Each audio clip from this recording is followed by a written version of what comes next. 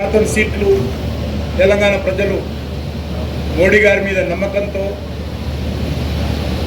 విశ్వాసంతో భారతీయ జనతా పార్టీని ఆదరించి మరి మద్దతు పలికిన విషయం మనకందరికీ తెలుసు. పార్లమెంట్ ఎన్నికల తర్వాత జరిగినటువంటి ఎమ్మెల్సీ ఎన్నికల్లో కూడా మా యొక్క మల్కా కుమరయ్య గారు, అంజిరెడ్డి గారు 2 ఎమ్మెల్సీ స్థానాలు కూడా భారతీయ జనతా పార్టీకి అండగా తెలంగాణ ప్రజలు ఇచ్చిన విషయం మనం చేస్తాం.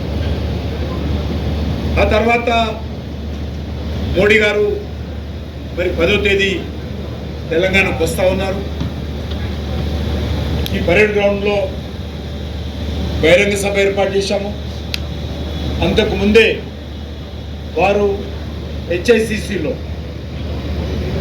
జరిగేటువంటి ప్రభుత్వ కార్యక్రమంలో మరి సుమారు 9,000 పైన ఉన్నటువంటి అనేక రకాల అభివృద్ధి కార్యక్రమాలు,